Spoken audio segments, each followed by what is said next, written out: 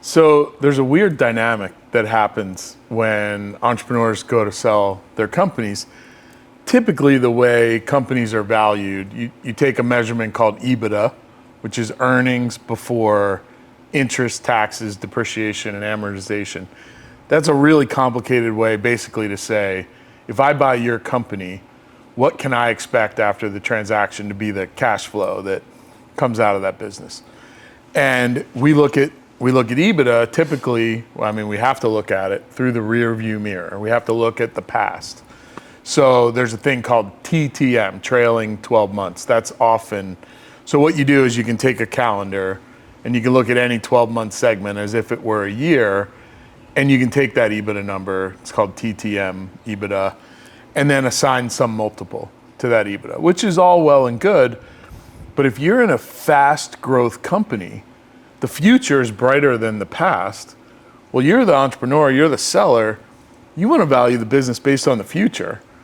But the buyers, especially in fast growth companies, absolutely want to value the business based on the past. So it's really important as you go through a process to help buyers put themselves, we talk about it's a psychological process for the entrepreneur.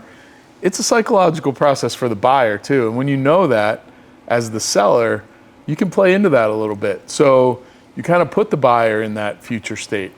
Imagine this group of customers that we have with all those services and products that you have. Think of all the things you can do with our customer base. Think of all the things you can do with our assets and capabilities that we have. Think of all the things that you can do in the future. And you want the buyer to imagine that the company's already been bought by them and they're thinking about what it looks like in the future. But that's not how the world typically works in most M&A transactions. So it's actually kind of unique to think that way. And if you can put the buyer in a future state, now you're looking out the windshield and not in the rearview mirror. So companies get valued on the past, but good entrepreneur sellers can get buyers to think about valuing based on the future. Any ideas on how to do that? Like, what are some principles that you can do? Yeah. So I'll tell you a dirty secret if you want to know a dirty secret. That's why we're here. I don't know if this should ever see the light of day, but I'll say it anyway. It will. So oftentimes, sophisticated buyers have one Achilles heel, like they have one kryptonite. They have one thing that they just can't get out of their own way with. They believe they are the smartest people in the room because they have a big checkbook, they have all the gold, the golden rule, and they also believe they're the smartest people in the room. So you can play into that and you say things like, well, we've done our best with this business. Imagine if you, with all your smarts and all your capability and all you know, like if you own this business, it'd be way better than us owning it. Like we've done the best we can. We know what we know, but you're wildly smarter than we are. Now, you don't use those words, but you portray those messages. The other big one, and this one for me is huge, you have to tell a story to buyers about the future. You have to be their strategist. So this is a huge mistake entrepreneurs make. They assume that a buyer understands all the strategic value drivers in a business. They assume that the buyer's already figured out the reasons why they want to own this company and all the value they're going to be able to extract. I can tell you without a shadow of a doubt, most buyers haven't really figured out the go forward strategy. So as an advisor, that's my superpower. I will help a buyer think about the future. I will help a buyer craft the story of what it's going to look like post-transaction. Don't abdicate that responsibility as the seller. Don't assume that they already have it figured out. So you want to go into a transaction process acting like, if I were the buyer, what would I look at in this business? If I were the buyer, what would I do on day one or for the first 100 days? If I were the buyer of this company, my company, what strategy, what synergy, what things do I see from the combined entity that don't exist today? and I'll help the buyer understand that story. Yeah. And very few entrepreneurs have either the courage or the confidence or even the strategic thinking capabilities to put all those dots together. You want to make sure you have a strategist on your deal team that sees the post-transaction integrated strategy of the two companies coming together. Any other ideas on to have the buyer get more excited about the future? Yeah, I think, and we use this process a lot where we reverse engineer the value post-transaction for the buyer. So it's about excitement 100%, but it's also about understanding like where they can extract value and knowing what that value might be. We took a company to market that was in the software integration space. And we had a buyer that we were working with that ultimately ended up being the buyer.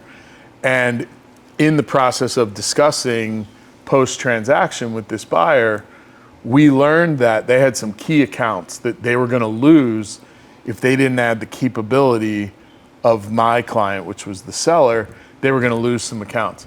And again, in very casual conversation, they told us how much they were at risk of losing from these key accounts. So then we were able to reverse engineer that value that they were going to lose, because the fear of loss is always bigger than the thrill of a gain. So we reverse engineered the value of these key customers that were at risk, and we ended up selling this business that, quite frankly, in just about every environment was worth 6 or 7 times EBITDA. They were $3 million EBITDA company. So they were probably worth 21 to, the 18 to 21 million, 25 million would have been a stretch. We sold that business for 75 million. Wow. Because we knew that these key accounts had the buyer lost them. That was and I knew we could have sold it for 100. Actually 105 was the ultimate number. But my client, when we got to 75, he's like, that's more than we ever thought. I don't want to put any more risk on this falling apart. 75 it is. And then he found out after at a lunch with the buyer, he said, hey, what would you guys, where were you willing to go? And the buyer said, are you sure you want to know?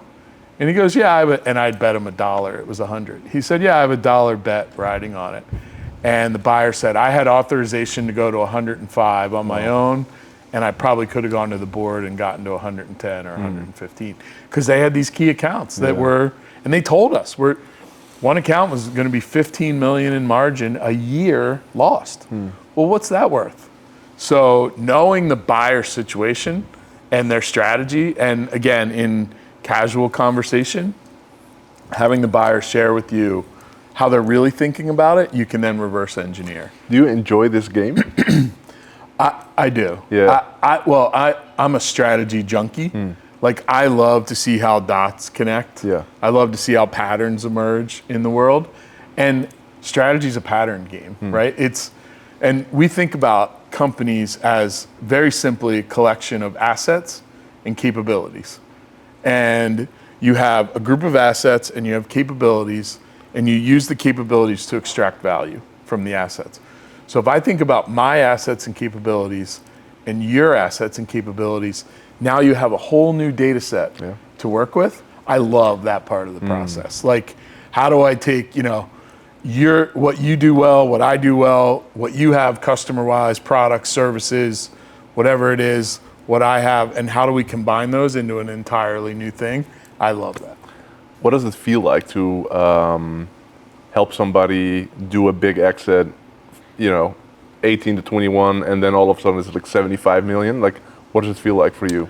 Yeah, it's funny. We've shed a lot of tears on the wire hits the bank, the transaction's done, we're on Zoom, or we're together in person celebrating. It is to watch so the tragedy is you sell your company for way less than it's worth. You leave millions of dollars on the table. That's tragedy. Yeah. But to extract, and it's not about getting the last drop of juice out of the orange, but to actually realize the real value of this thing that you built And for me to be a conduit to help an entrepreneur do that, there may be no greater feeling in business for me than watching that happen. Yeah. And I've been fortunate enough I've gotten to see it a lot of times. That's so cool. It's really cool. Yeah. Yeah.